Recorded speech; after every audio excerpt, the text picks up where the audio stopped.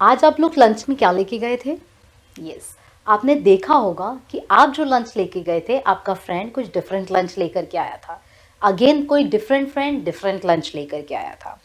हर किसी की mother different different dishes cook करती हैं।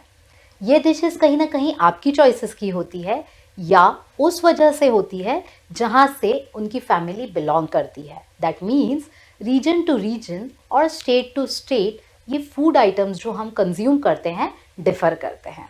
बिल्कुल इसीलिए तो कभी हमें अपने फ्रेंड के टिफ़िन को खाना में भी बहुत ज़्यादा मज़ा आता है। क्यों?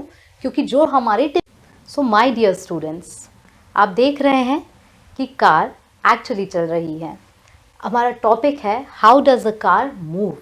ये कार अब चल कैसे रही है? कैसे चल रही है? ये कार इसलिए चल रही है क्योंकि इसमें प्रेजेंट है फ्यूल। बिल्कुल जिस तरह से कार के अंदर इसका फ्यूल प्रेजेंट है, जिसके के कारण ये कार मूव कर पा रही है, उसी तरह से हमारी बॉडी को भी एक फ्यूल की ज़रूरत होती है और ये फ्यूल हमें मिलता है हमारे फूड से। अब जिस तरह से इस कार को एनर्जी, ड्राइविंग एनर्जी मिल रही है इसके फ्यूल के कारण, हमारे फूड के कारण हमें ड्राइविंग एनर्जी मिलती है। इसका मतलब ये बिल्कुल नहीं रहता है कि हम इस कार की तरह दौड़ने लगते हैं, बट येस, हमारी बॉडी प्रॉपरली फंक्शनिंग और प्रॉपर वर्क कर पाती है। We are very active.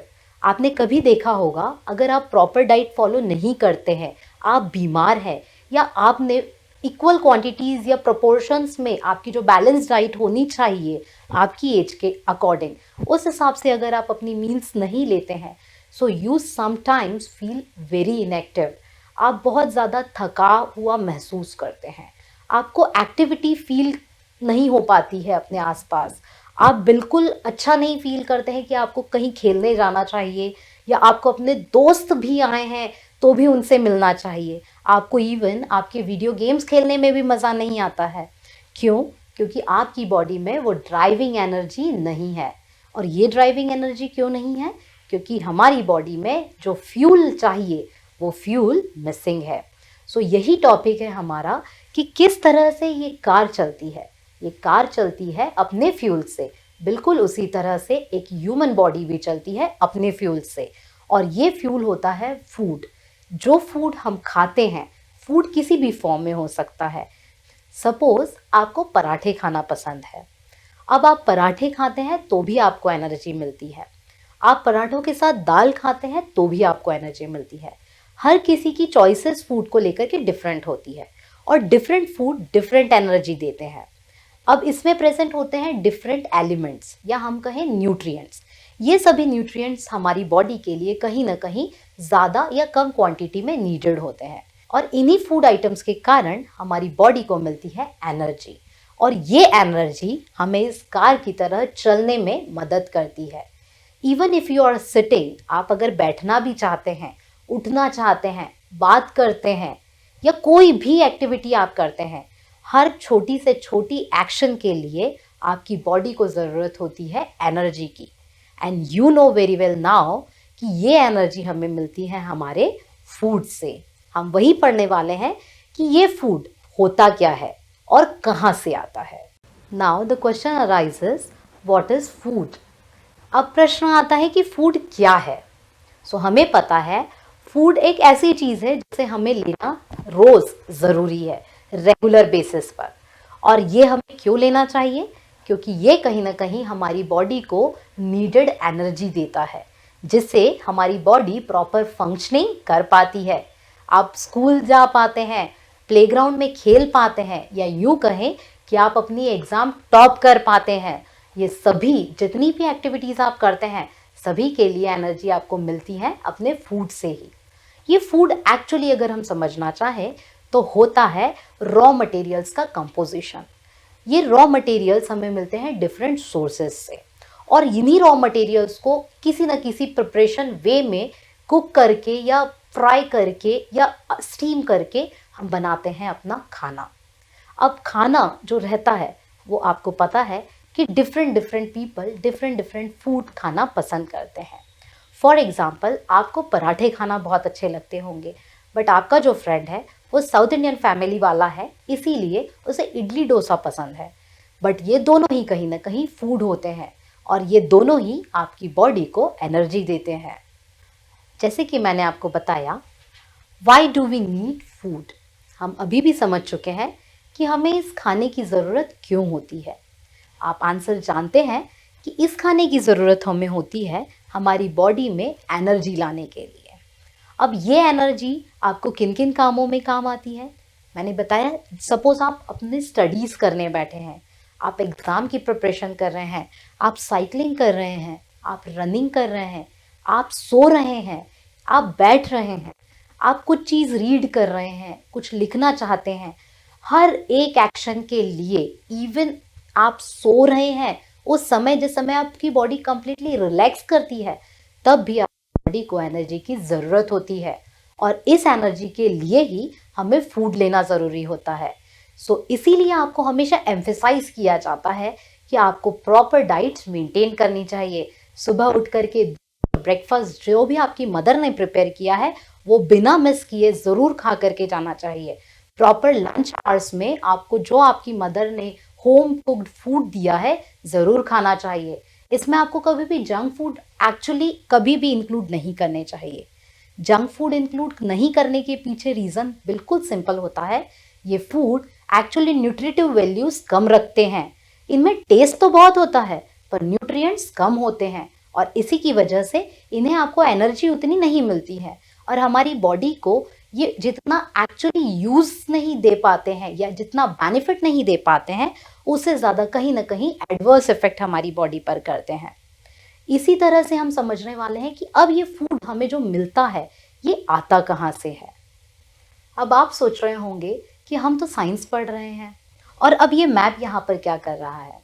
आप देख रहे हैं कि इंडियन मैप में आपको डिफरेंट स्टेट्स देखने को मिलते हैं और जितने स्टेट्स हैं उन हर स्टेट का कुछ ना कुछ फूड आइटम स्पेशल होता है, या यूँ कहें कि वहाँ जो भी फूड आर्टिकल्स प्रिपेयर किए जाते हैं वो डिफरेंट होते हैं। जब हम बात करते हैं पूरे सदर्न एरिया की, सो सदर्न एरिया में आप देखते हैं इडली, डोसा, सांबर, रसम, उत्तपम ऐसी चीज़ें खाई जाती है।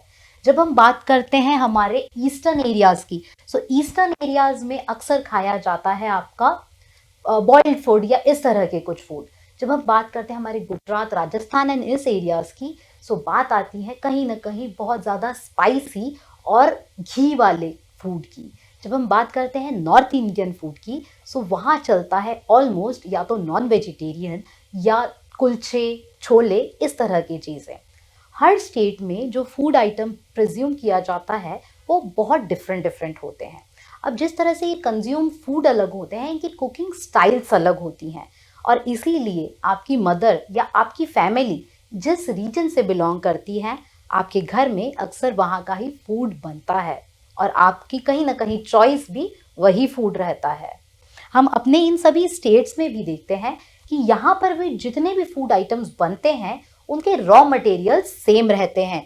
आप देख रहे हैं कि किस तरह से एक छोले कुलचे या एक नॉन वेजिटेरियन डाइट या यूँ कहें नॉर्मल साउथ इंडियन डाइट, ये बनते अलग अलग हैं, देखने में अलग अलग हैं, इनके टेस्ट भी डिफरेंट है, बट इनमें यूज़ होने वाले रॉ मटेरियल्स सेम होते हैं और ये रॉ मटेरियल्स हमें अगेन प्लांट या एनिमल सोर्सेस से मिलते हैं। We are on the topic ingredients. Ingredients meaning the composition, वे सारे कंपोनेंट्स जो यूज़ किए जाते हैं किसी भी फूड आर्टिकल को प्रिपेयर करते समय। आपने अक्सर देखा होगा कि जो फूड आर्टिकल आपके थाली में सर्व किया जाता है उसमें डिफरेंट कंपोनेंट्स या इंग्रेडिएंट्स मिक्स होते हैं। कुछ ऐसे फूड आर्टिकल्स होते हैं जिनमें कुछ भी चीज़ मिक्स करने की ज़रूरत नहीं होती है और वे आते हैं सिंगल मटेरियल की कैटेगरी में। जब हम बात करते हैं सिंगल मटेरियल इंग्रेडिएंट की, सो वहाँ आप देखते होंगे अगर आप सैलिड्स खाते हैं, अगर आप फ्रूट्स खाते हैं, अगर आप मिल्क लेते हैं, सो आपको इन्हें प्रिपेयर करते समय अलग से कुछ और चीज़ों को ऐड करने की ज़रूरत नहीं होती है। आप मिल्क को भी प्लेन भी कंज्यूम कर सकते हैं। At times if you like तो आप उसमें कुछ इंग्रेडिएंट, कुछ फ्लेवर या शुगर भी ऐड करते हैं। जब हम बात करते हैं मल्टीपल मटेरियल इंग्रेडिएंट की, सो यहाँ वे सभी फूड आर्टिकल्स आते हैं जिन्हें प्रिपेयर किया जाता है डिफरेंट टाइप के इंग्रेडिएंट्स को मिक्स करते हैं। For example, every day your mother कुक्स very delicious parathas for you. आपकी मम्मी आपके लिए बनाती हैं पराठे।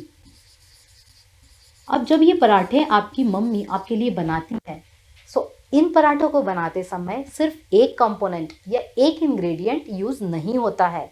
आप बताइए कि इंग्रेडिएंट्स कौन से रहते हैं पराठे में। जब हम बात करते हैं पराठा की, सो इसमें सबसे पहले आते हैं आपका फ्लोर, मतलब आटा। इस आटे में आप ऐड करते हैं वाटर, इसमें पानी मिलाया जाता है। इसमें आपके स्वाद, आपको जितना अच्छा लगता है उस हिसाब से इसमें नमक मिलाया जाता है। इसमें ऑयल या घी को मिलाया जाता है। अगर ये कोई स्पेशल पराठा है, फॉर एग्जाम्पल अगर आपको आलू के पराठे पसंद है, सो इसमें स्टफिंग रहती है जो पोटैटोज की हो सकती है। और इस पोटैटोज की स्टफिंग के लिए भी पोटैटोज के अलावा भी बहुत चीज़ें, फॉर एग्जाम्पल आप कोरिएंडर लीव्स को यूज़ करते हैं।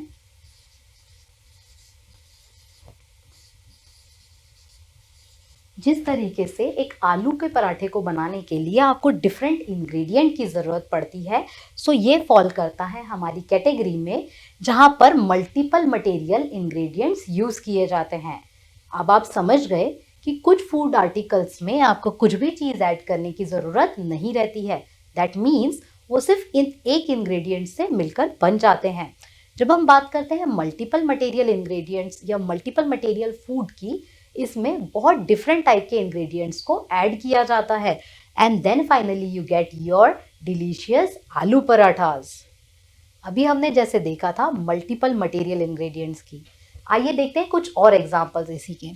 आप खाते हैं करी, कोई भी वेजिटेबल करी जब आप खाते हैं, उस वेजिटेबल करी में आप देख रहे हैं कि उसमें रहता है उस पर्टिकुलर वेजिटेबल का चॉप्ड या ग्राइंडेड पार्ट।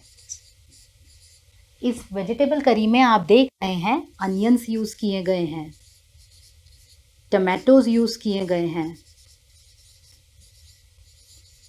और साथ में आप देख रहे हैं कि coriander leaves are also used.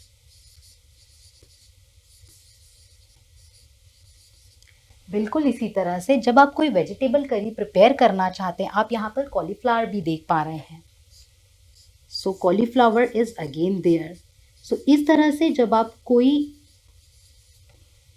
Vegetable curry prepare करते हैं, सो वो वेजिटेबल करी कभी भी एक कंपोनेंट से मिलकर के नहीं बनी होती है। उसमें एक्चुअली प्रेजेंट होते हैं डिफरेंट टाइप के इंग्रेडिएंट्स।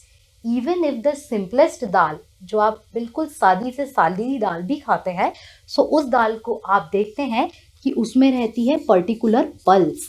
जो भी दाल आप यूज़ करते हैं, सपोज आप अगर उड़द की दाल खा रहे हैं, आप मूंग दाल खा रहे हैं, आप तुअर दाल खा रहे हैं, सो उस दाल को यूज़ किया जाता है। उसमें और यूसेज होता है वाटर का। उसमें आप देख रहे हैं जैसे अगर यहाँ हम तड़के की दाल देखते हैं, सो इसमें यूज़ होता है सॉल्ट के अलावा ऑयल और घी। You can see the red chilli there. बिल्कुल इसी तरह से जिस तरह से हमने एक वेजिटेबल करी को देखा, हमें दाल बनाने के लिए भी बहुत सारे इंग्रेडिएंट्स की ज़रूरत होती है। सपोज हम बात करते हैं इडलीस की। अब आप सोचते होंगे इडली तो सिंपलेस्ट फॉर्म है, बट आपको बता दें कि इडली भी बहुत सारे इंग्रेडिएंट्स से मिक्स करके बनाई जाती हैं। जब बात करते हैं इडली या वड़ा की, सो इसमें होते हैं आपका राइस, उड़द दाल, प्लस आप फर्मेंटेशन के लिए इसमें कई बार कर्ड भी यूज़ करते हैं, सॉल्ट यूज़ करते हैं, आप इसको फर्मेंट होने देते हैं और इसके बाद में जब आप इसको कुक करते हैं तो कई बार इसे फ्राई भी करते हैं। सो यू यूज़ ऑयल और घी ओवर देयर। आप इस इडली के साथ में सांबर खाते हैं। इस सांबर को भी बिल्कुल वेजिटेबल करी की तरह ही प्रिपेयर किया जाता है। You are actually taking chutneys along with idlis. इस चटनी को बनाने के लिए भी suppose you are eating coconut chutney with it, so अगर आप नारियल की चटनी खाते हैं अपनी इडली के साथ में, सो नारियल की चटनी को बनाने के लिए भी नारियल, सॉल्ट आप उसमें कोरिएंडर लीव्स, ऐसे बहुत सारे कंपोनेंट्स की नीड होती है। हमारा अगला एग्जाम्पल है रोटी। आप सोचते हैं रोटी, they are again the very simplest form of food, but रोटी को भी बनाते समय यूज किया जाता है फ्लोर, सॉल्ट, वाटर, ऑयल और घी। बिल्कुल इसी तरह से आप जितने भी फूड आर्टिकल्स देख रहे हैं, इन सभी फूड आर्टिकल्स वो कितना भी सिंपल दिखे, उन्हें कभी भी एक इंग्रेडिएंट से नहीं बनाया जा सकता है, and they need couple of या बहुत सारे आर्टिकल्स या बहुत सारे इंग्रेडिएंट्स को मिक्स और डिफरेंट वे ऑफ कुकिंग के थ्रू इन सभी फूड आर्टिकल्स को प्रिपेयर किया जाता है। मैंने आपको बताया है कि आप जितने भी फूड को खाते हैं, इन फूड को प्रिपेयर करने में लगते हैं इंग्रेडिएंट्स, जिन्हें मैंने आपको बोला था रॉ मटेरियल्स। ये जो रॉ मटेरियल्स होते हैं, ये रॉ मटेरियल्स आपको डिफरेंट सोर्सेज से मिलते हैं। अब ये डिफरेंट सोर्सेज कौन कौन से होते हैं? सो डिफरेंट सोर्सेज की पहली मेजर कैटेगरी होती है प्लांट सोर्सेज, और दूसरी कैटेगरी होती है एनिमल सोर्सेज। आप देख रहे हैं एक थाली के अंदर कैरेट रखा हुआ है, पीस रखे हुए हैं, गोर्ड रखी हुई है, टमाटो रखा हुआ है, कोई फ्रूट हो सकता है, पल्सेस रखे हुए हैं। ये सभी जितने भी आर्टिकल्स हैं, ये सभी बिलोंग करते हैं हमारे प्लांट सोर्सेस को। क्यों? क्योंकि ये सभी हमें मिलते हैं प्लांट्स के थ्रू। जब हम बात करते हैं अदर हाफ की, सो अदर हाफ में आपको दिख रहा है मीट, चिकन, एग, चीज़, या चीज़ के अलावा हम बात कर सकते हैं अदर डेयरी प्रोडक्ट्स की भी। सो ये सभी जो रहते हैं आर्टिकल्स, ये हमें मिलते हैं एनिमल सोर्सेज के थ्रू। आपको पता है we get this milk from cow और buffalo, eggs we are getting from the chicken, meat is again from animal, chicken का जो हम फ्लैश यूज करते हैं हमारे फूड के तौर पर is again from the animal source only. आप जितना भी खाना खाते हैं, ये सारा खाना कहीं ना कहीं प्लांट सोर्स या एनिमल सोर्स से ही आता है। डिफरेंट एनिमल्स या डिफरेंट प्लांट्स हो सकते हैं, but there are only two sources which actually gives you the raw material, और इन्हीं रॉ मटेरियल्स को या इंग्रेडिएंट्स को यूज करके डिफरेंट फूड आर्टिकल्स को या आइटम्स को बनाया जाता है। आइए पहले समझते हैं अपना प्लांट सोर्स। प्लांट सोर्सेस क्या होते हैं और उनमें से कैसे हमें डिफरेंट रॉ मटेरियल्स मिलते हैं। आपके सामने आप देख रहे हैं एक प्लांट को। प्लांट में प्रेजेंट होती हैं रूट्स, उसमें प्रेजेंट होती हैं stem, flower, fruit and leaves. Her plant में डिफरेंट डिफरेंट पार्ट्स को यूज़ किया जाता है डिफरेंट फूड आर्टिकल की तरह। आप देखेंगे कि आप जितनी भी वेजिटेबल्स या सैलेड्स या फ्रूट्स खाते हैं, ये सभी किसी भी प्लांट से आते हैं, और ये प्लांट्स का कोई भी पार्ट हो सकता है। कुछ फ्रूट्स जो रहते हैं वो डायरेक्टली कंज्यूम किए जाते हैं सैलेड्स में, कुछ फ्लावर्स डायरेक्टली कंज्यूम किए जाते हैं वेजिटेबल्स के तौर पर। वेजिटेबल की कैटेगरी में हमें स्टेम्स भी देखने को मिलती हैं और साथ ही साथ रूट भी देखने को मिलती हैं। कई प्लांट्स की लीव्स को भी वेजिटेबल की तरह या सैलेड की तरह ट्रीट किया जाता है, और यही सभी पार्ट्स हमारी डिश को एक्चुअली डेकोरेट करते हैं। आपको ये बता दें कि ये सभी प्लांट्स जो पार्ट हम खाते हैं, वो ज़रूरी नहीं है कि सभी प्लांट्स के सारे पार्ट्स यूज़फुल हो और खाए जाएं। कुछ प्लांट्स बहुत ज़्यादा पॉइजनस होते हैं। आपको कभी भी पॉइजनस प्लांट्स को टच नहीं करना है या उन्हें टेस्ट नहीं करना है। जो प्लांट्स एडिबल होते हैं या प्लांट्स का जो पार्ट एडिबल होता है, ईटेबल होता है, आपको वही कंज्यूम करना चाहिए। आपको कोई एक्सपेरिमेंट्स नहीं करने चाहिए किसी भी न्यू प्लांट ब्रीड के साथ में। अब जैसे कि हमने समझा कि प्लांट सोर्सेज से भी डिफरेंट डिफरेंट पार्ट्स मिलते हैं और डिफरेंट पार्ट्स डिफरेंट प्लांट के एडिबल होते हैं। आइए समझते हैं कि कौन से प्लांट के कौन से पार्ट को किस वेजिटेबल या फ्रूट की तरह हम खाते हैं, हमारी डाइट में इंक्लूड करते हैं। सबसे पहले देखते हैं रूट्स। कुछ प्लांट के रूट्स हम यूज़ करते हैं अपनी डाइट में, जैसे कि कैरेट या स्वीट पोटैटोज। ये दोनों जो प्लांट रहता है उसके रूट पार्ट रहते हैं, मतलब कि ये उस पौधे की जड़ें रहती हैं। सो पौधे की जड़ें भी हम अपने फूड की तरह यूज़ करते हैं। हमारी सेकेंड कैटेगरी आती है स्टेम्स, मतलब किसी पौधे की जो स्टेम्स रहती हैं उन स्टेम्स को, टहनियों को भी हम अपने फूड की तरह यूज़ करते हैं। अब अगर मैं बात करती हूँ नॉर्मल टहनी की, तो आपके दिमाग में एक स्लेंडर सी टहनी जैसी बात आती है, और कहीं ना कहीं आप बहुत ज़्यादा एक्चुअली अमेज्ड होंगे जान करके कि जो आप डेली यूज़ में अक्सर आपको पोटैटोज खाना बहुत पसंद है, ये पोटैटोज प्लांट की स्टेम होती हैं। जब हम बात करते हैं जिंजर की, ये जिंजर भी होता है प्लांट का स्टेम का पार्ट। आप समझे कि किस तरह से एक प्लांट की स्टेम को भी हम अपने फूड की तरह यूज करते हैं। आइए समझते हैं अपने अगले पार्ट की तरफ जो हम यूज करते हैं, एंड दैट इज सीड्स। कुछ पौधे या प्लांट्स होते हैं, उनकी सीड्स को हम अपने फूड में इंक्लूड करते हैं, और it is very common example. आप डेली बेसिस पर कोई ना कोई पराठा, रोटी या किसी XYZ टाइप का स्पेशलाइज्ड पराठा यूज करते हैं, और ये हमें मिलता है गेहूं या व्हीट से।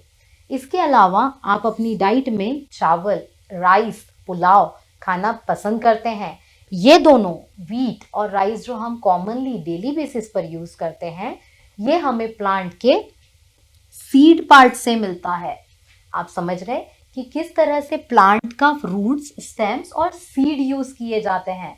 इसके बाद में हम समझते हैं कि कुछ प्लांट्स रहते हैं जिनकी हम लीव्स को अपने फूड की तरह ट्रीट करते हैं।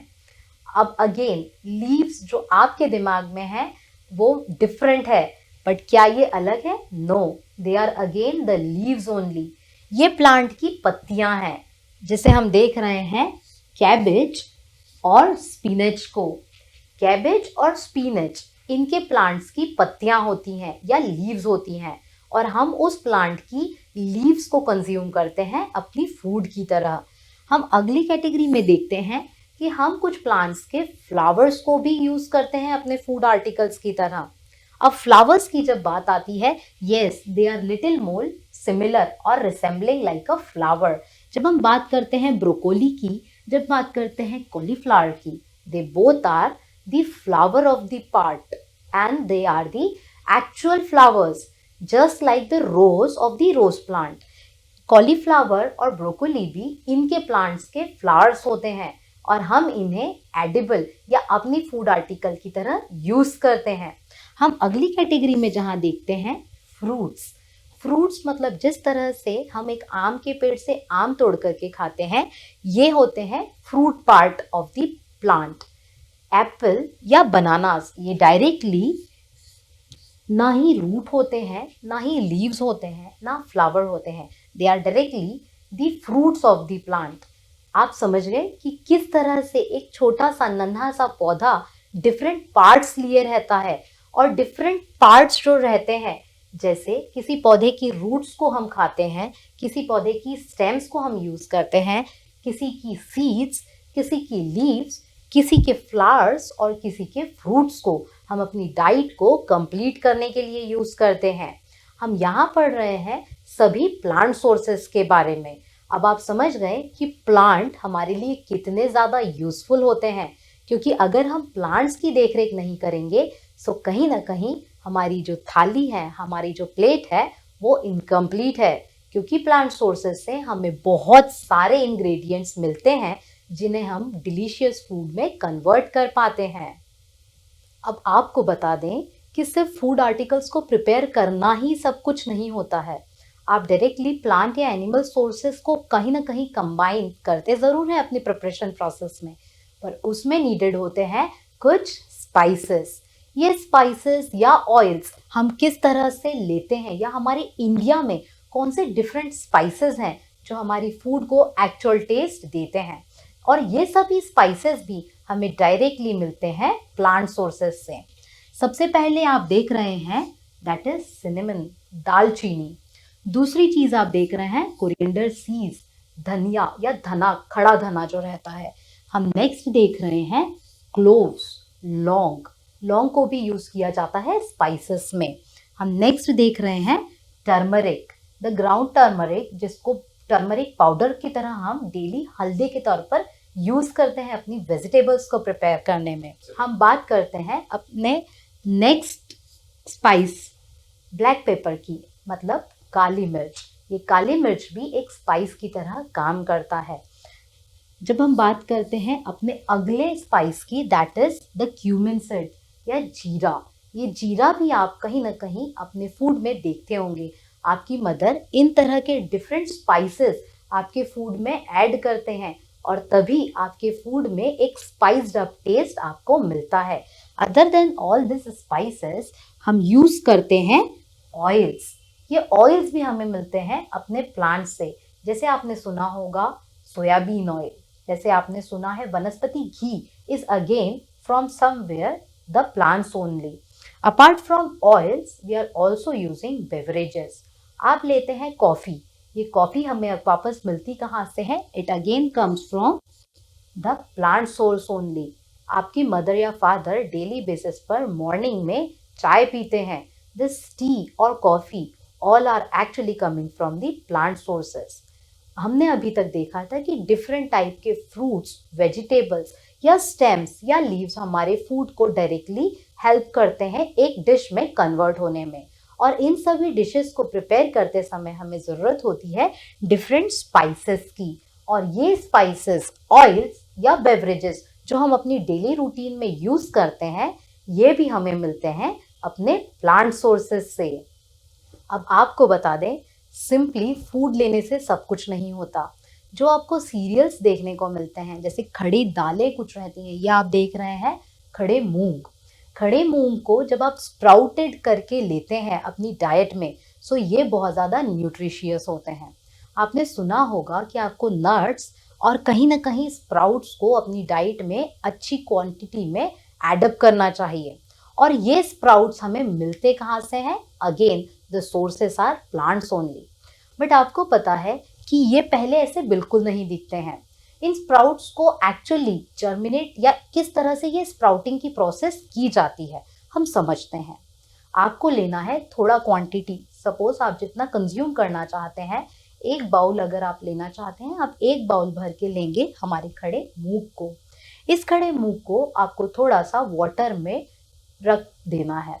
आप 1-2 घंटे के बाद में इसे उस पानी के बाउल से निकाल लें और इसे एक वेट क्लॉथ में, गीले कपड़े में आपको रख देना है। आप नेक्स्ट डे में देखेंगे कि उस वेट क्लॉथ के अंदर रहने के कारण जो मॉइस्चर वेट क्लॉथ का था, उससे इन्हें नेसेसरी कंडीशन मिली है और ये कहीं ना कहीं स्प्राउट करने लगे हैं। मतलब इनसे एक छोटे छोटे से वाइट पार्ट्स बाहर निकलने लगे हैं लेग्यूम्स की तौर पर। ये लेग्यूम्स जो होते हैं, ये लेग्यूम्स होते हैं रिच इन वेरियस मिनरल्स, और यही मिनरल्स हमारी बॉडी के लिए बहुत ज़्यादा नेसेसरी होते हैं। आप अगले चैप्टर में पढ़ने भी वाले हैं कि कौन कौन से मिनरल्स हैं जो हमें मिलते हैं और उन मिनरल्स की हमारी बॉडी में ज़रूरत क्या होती है। सो जब ये स्प्राउट हो जाते हैं, सो आप इसको डायरेक्टली कंज्यूम कर सकते हैं। आपको कभी भी उस वेट क्लॉथ से निकालने के बाद में इसको डायरेक्ट कंज्यूम करने से पहले बेहतर है कि आप इसे हल्के से एक बार पानी में वॉश कर लें, ताकि वो प्रॉपरली जर्म फ्री या डर्ट फ्री हो जाए। आप जब इसे कंज्यूम करते हैं, सो आप इसमें डायरेक्टली सिर्फ साल्ट ऐड करके भी आप इसे खा सकते हैं। आप चाहे तो इसे कहीं ना कहीं दूसरे इंग्रेडिएंट्स जैसे कि चॉप्ड अनियन और टमाटोज के साथ में ऐड करके सैलेड के तौर पर भी खा सकते हैं। You should always take care कि आप जब भी स्प्राउट्स खाते हैं, इन सभी चीज़ों को प्रॉपरली बैलेंस्ड वे में ज़रूर अपनी डेली रूटीन में इंक्लूड करें, ताकि जो न्यूट्रिशन इनमें प्रेजेंट रहता है वो आपकी बॉडी को मिलता रहे। अभी तक हमने पढ़ा था प्लांट सोर्सेस के बारे में, मतलब वे सभी इंग्रेडिएंट्स या वो सभी रॉ मटेरियल्स जो हमें मिलते हैं अपने प्लांट सोर्सेस से। हम आगे पढ़ने वाले हैं कि वो कौन कौन से फूड हैं जो हमें एनिमल सोर्सेस से मिलते हैं। अब आप देख रहे हैं एक काऊ से हमें मिलता है मिल्क। आप मिल्क को डायरेक्टली कंज्यूम कर लेते हैं या इस मिल्क को आप यूज़ करते हैं खीर वगैरह बनाने के लिए। आपको चिकन से मिलते हैं एग्स। आप एग्स को तो डेली बेसिस पर शायद अपनी ब्रेकफास्ट में कंज्यूम करते ही हैं। एग्स के अलावा आप डायरेक्टली चिकन को भी यूज़ करते हैं अपनी डाइट में, द वन जो कि नॉन वेजिटेरियन मील को फॉलो करते हैं। जो नॉन वेजिटेरियन मील को फॉलो करते हैं उनके लिए एनिमल सोर्स के थ्रू मिलता है मीट। हम बकरी से या गोट से हमें मिलता है मीट। ये मीट भी कुछ लोगों का फूड आर्टिकल है या नेसेसरी सप्लीमेंट है जो उन्हें एनर्जी और फूड की जितनी ज़रूरत उनके शरीर में रहती है वो सभी देता है।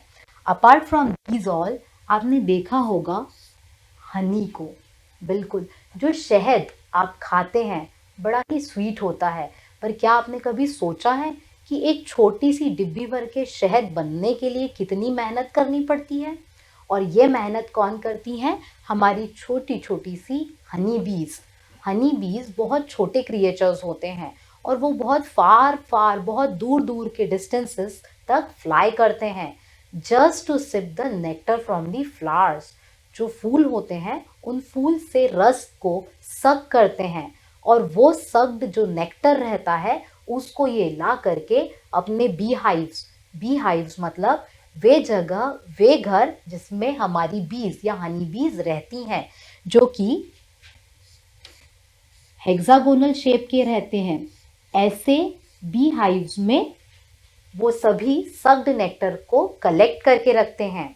विथ टाइम वो जो नेक्टर रहता है वो कन्वर्ट हो जाता है आपका हनी के तौर पर, और हम जब हनी वहाँ से एक्सट्रैक्ट या निकालना चाहते हैं तब हम उन सभी बीज को वहाँ से उड़ा देते हैं ताकि जो बी हाइव्स हैं उनमें से हम हनी कलेक्ट कर सकें। और जो बी हाइव्स रहते हैं उस चीज़ को हम यूज़ करते हैं एज अ वैक्स। बहुत जगह पर उसे मोम की तरह यूज़ किया जाता है। आप समझे कि ये सभी एनिमल्स भी, जिन्हें हम शायद आज तक समझते थे जो यूजलेस है, हमारे लिए बहुत ज़्यादा नेसेसरी है, नीडफुल है। हमें ध्यान देना चाहिए कि सिर्फ ह्यूमन बीइंग्स नहीं, एनिमल्स भी बहुत ज़्यादा ज़रूरतमंद प्राणी होते हैं और हमें उनका भी हम ज़रूरत से ख्याल रखना चाहिए। आइए समझते हैं अपने नेक्स्ट टॉपिक को, that is vegetarian and non vegetarian meal. जब हम बात करते हैं वेजिटेरियन और नॉन वेजिटेरियन मील की, सो एक तरह से एक डिफ्रेंशिएट हम चीज़ों को ऐसे कर सकते हैं। वेजिटेरियन मील में वे सभी चीज़ें होती हैं जो हमें प्लांट सोर्सेज से मिलती हैं। इसके अगेंस्ट जब हम बात करते हैं नॉन वेजिटेरियन मील की, सो इसमें वे सभी चीज़ें या वे सभी फूड आर्टिकल्स होते हैं जो हमें मिलते हैं एनिमल सोर्सेज से या डायरेक्टली एनिमल्स खुद। जब हम बात कर रहे हैं वेजिटेरियन मील की, सो इंडिया में मोस्टली लोग वेजिटेरियन मील को फॉलो करते हैं। वेजिटेरियन मील की एक थाली आप देख रहे हैं। Yes, we are having a beautifully nicely decorated and serve thali. इसमें आप देख रहे हैं रोटियां हैं, there is dahi, then there are some other thing, दाल है, कर्ड्स है, सब्जियां हैं, different types of curries are there, pulao is there. ये सभी चीज़ें जो हमें प्लांट सोर्सेज से मिलती है और जिन्हें डिफरेंट प्रिपरेशन प्रोसेस के थ्रू क्रिएट किया जाता है या प्रिपेयर किया जाता है और वो फूड के तौर पर हमारी थाली में सर्व होता है, ये कहलाती है वेजिटेरियन मील। अक्सर लोग आप देखते होंगे वेजिटेरियन मील को फॉलो करते हैं बिकॉज दे नो कि प्लांट्स जो होते हैं वे होते हैं प्रोड्यूसर्स।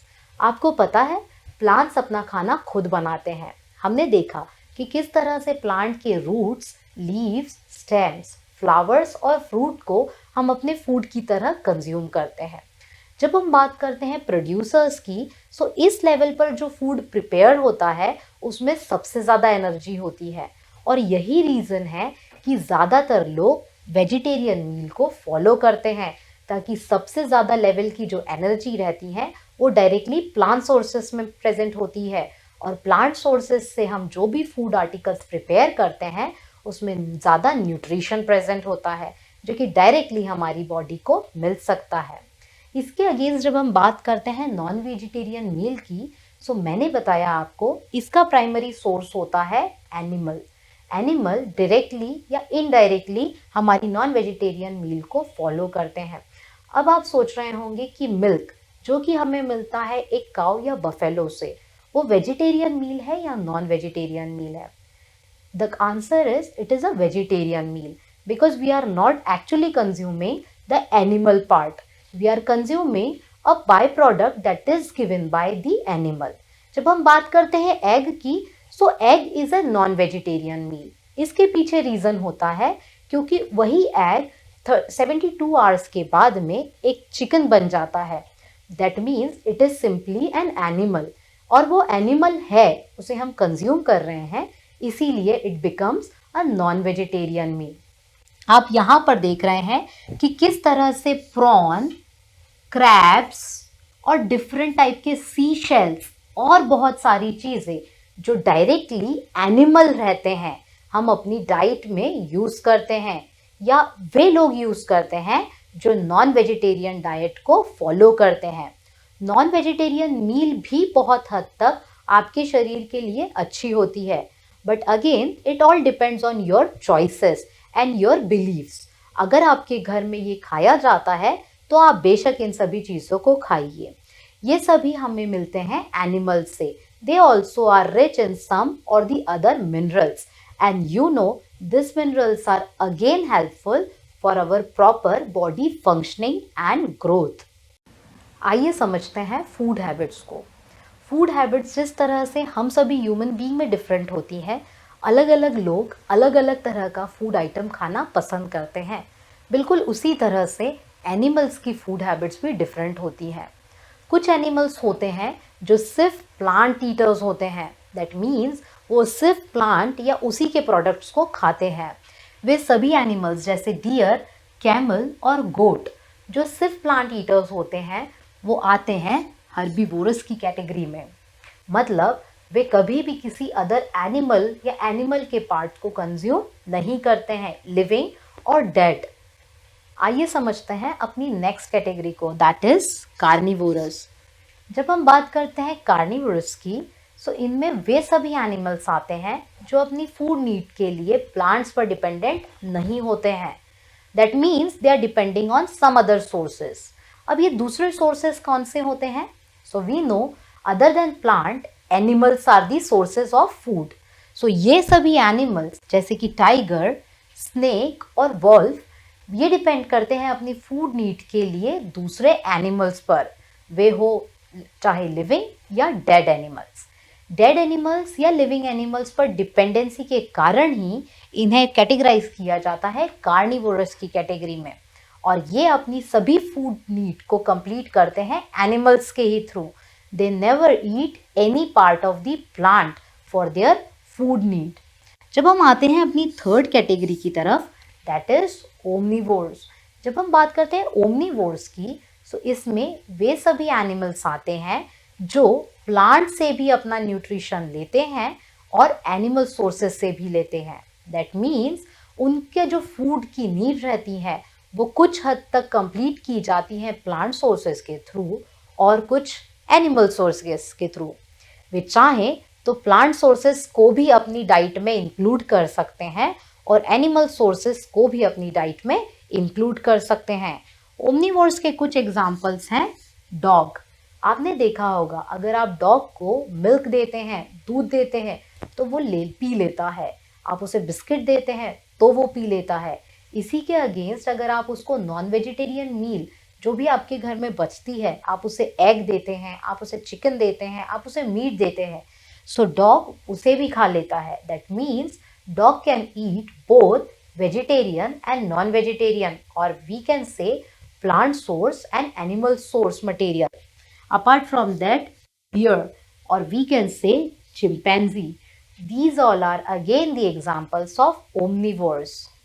अच्छा, अब अगर हम बात करते हैं ह्यूमन बीइंग की, सो आप बताइए कि ह्यूमन बीइंग, आप और मैं किस कैटेगरी में फॉल करते हैं? Are we herbivores, are we carnivores, और आर वी ओमनिवोर्स?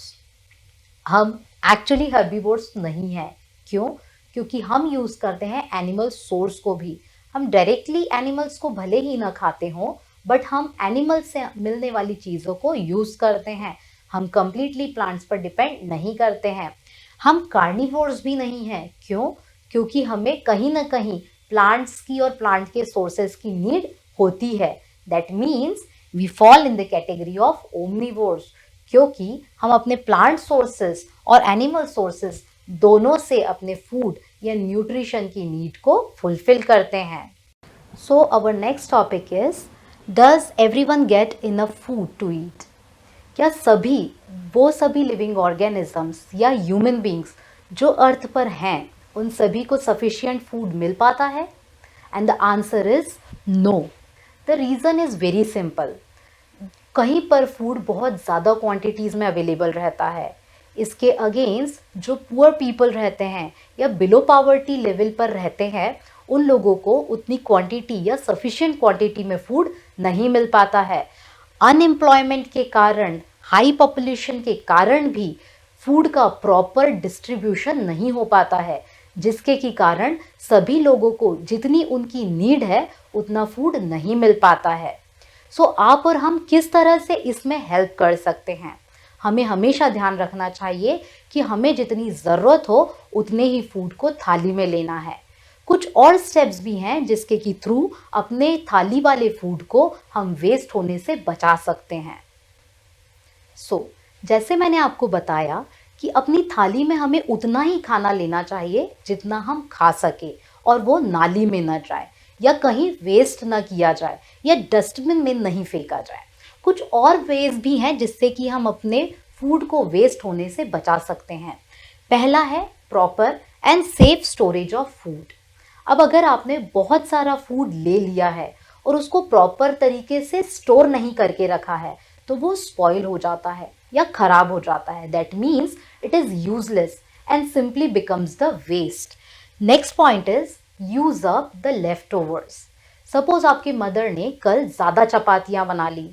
अब अगर नाइट की चपातियाँ आप नेक्स्ट मॉर्निंग में किसी अदर वे में प्रिपेयर करके उन्हें यूज़ कर लें, तो वो चपातियाँ हम कभी फेंकेंगे नहीं, और इस तरह से जो क्रॉप हम प्रोड्यूस कर रहे हैं या उसको प्रोड्यूस करने में जो कॉस्ट इनकर होती है वो वेस्ट नहीं होगी और उस खाने को हम यूज़ कर पाएंगे।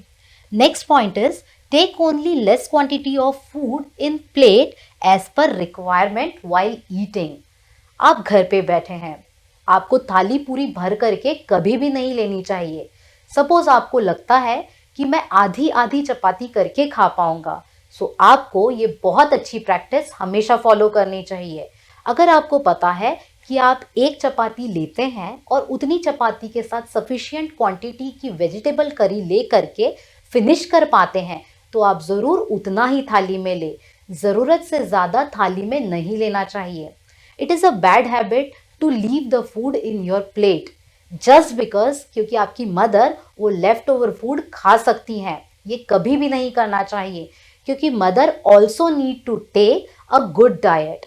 The next point is buy only what you need and in absolute quantity. जिस तरह से हमने पहला पॉइंट पढ़ा था कि हमें प्रॉपर स्टोरेज ज़रूर करना चाहिए। अगर आपकी मदर ज़रूरत से ज़्यादा सब्जियां और फल बाज़ार से ले आती है, सो फर्स्ट थिंग, कहीं ना कहीं मनी वेस्टेज तो होता ही है, बट जो क्रॉप किसी और के काम में आ सकती थी या यूज़फुल हो सकती थी, वो क्रॉप आप अननेसेसरी तरह से अपने घर पर ले आए हैं। आप उसे प्रॉपर तरह से स्टोर नहीं कर पाए हैं और इसी की वजह से वो क्वांटिटी जो ज़्यादा में आप लाए थे घर में, वो वेस्ट हो जाएगी और उसे कहीं ना कहीं स्पॉइल्ड फूड की कैटेगरी में आना ही पड़ेगा और आप उसे कभी भी एक यूज़फुल डाइट में यूज़ नहीं कर सकते हैं। यही सोचिए, अगर आप जितना ज़रूरत रहती उतना ही घर में लाते, या अगर आपको लगता कि ज़्यादा क्वांटिटी आप घर में ले आए हैं, तो आप अपनी मेड को भी वो फूड दे सकते हैं जिसे वो अपने घर परिवार के लिए बना सकती हैं। अपना नेक्स्ट पॉइंट है वो है try to avoid storing food in large quantity. फिर वही बात, आप ज़्यादा क्वांटिटी में अगर फूड लेकर के आएंगे, बहुत सारे फ्रूट्स अगर आप घर पर लाते हैं, इवन तो अगर आप उसे फ्रिज में रखते हैं, तो भी ज़्यादा क्वांटिटी के फ्रूट्स ज़्यादा दिन तक फ्रेश नहीं रहते हैं एंड अल्टीमेटली आप उन्हें कंज्यूम नहीं करते हैं। दैट मीन्स वो कहीं ना कहीं वेस्टेज होता है। हमारा अगला पॉइंट है eat only when you are hungry. ज़रूरत से ज़्यादा खाना। आप कभी भी फ्री बैठते हैं, आपके पास कोई और काम नहीं होता है, सो आपको एक ही काम समझता है and that is eating. You should not do that. क्योंकि ओवर ईटिंग से बहुत सारी डिसीजेस होती हैं और सारी डिसीजेस कहीं ना कहीं हमारे स्टमक से स्टार्ट होती है। दैट मीन्स आप जो फूड लेते हैं उसी से आपका स्टमक अपसेट होना स्टार्ट होता है और आपकी बॉडी की डिफरेंट डिसीजेस होना स्टार्ट हो जाती है। सो आपको जब लगता है there is an alarm, a natural alarm in your body, आपको जब लगता है कि आप हंग्री हैं या भूखे हैं, आप तभी फूड का कंजम्पशन करें। And the last point is avoid wastage of food at social gatherings and functions. अक्सर हम शादियों में जाते हैं, सोशल गैदरिंग्स में जाते हैं, आपको बुफे में बहुत सारे स्टॉल्स देखने को मिलते हैं and out of curiosity and कहीं ना कहीं अमेजमेंट के कारण आप सारा फूड अपनी थाली में भरकर ले आते हैं। भले ही आपको उतनी भूख ना हो तो भी आप सब चीजें ले आते हैं। आप उस चीज को शेयर भी कर सकते हैं या यूं कर सकते हैं 2 लोग मिलकर के एक थाली लें ताकि जितनी आपने सर्विंग एक प्लेट में ली है वो पूरी तरह से यूज हो सके और वो फिर से डस्टबिन में ना जाए। अगर आपके घर में कोई सोशल गैदरिंग होती है और आपको लगता है कि जितने मेहमान आने चाहिए या जितने गेस्ट आने चाहिए उतने नहीं आए हैं और जितना प्रिपेयर्ड फूड है वो ज़रूरत से ज़्यादा है, तो आप पहले से ही उसे किसी ओल्ड एज होम या किसी ऑर्फनेज होम में दे सकते हैं ताकि वो फूड जो कहीं ना कहीं नेक्स्ट डे स्पॉइल हो जाएगा और गार्बेज बन जाएगा वो किसी के पेट की भूख को ख़त्म करने में काम आ सके। कहीं ना कहीं ये हमारी सोशल रिस्पॉन्सिबिलिटी है कि जो हमारे फार्मर्स बहुत मेहनत करके साल भर की मेहनत के बाद क्रॉप प्रोड्यूस करते हैं उसे ज़रूरत लगने वाली क्वांटिटीज़ में ही घर में लाया जाए, उतना ही पकाया जाए जितनी घर के मेंबर्स को भूख है और फिर अल्टीमेटली हमें थाली में भी उतना लेना चाहिए जितना हम खा सकें। होप इन सभी चैप्टर्स के साथ में, इन सभी टॉपिक के साथ में आपका नॉलेज भी अपग्रेड हो रहा है। इस चैप्टर के सारे टॉपिक्स आपको क्लियर हो गए होंगे। I am wishing you all the very best. आप और प्रैक्टिसेस के लिए इसके प्रैक्टिस सेशंस और टेस्ट को भी देख सकते हैं।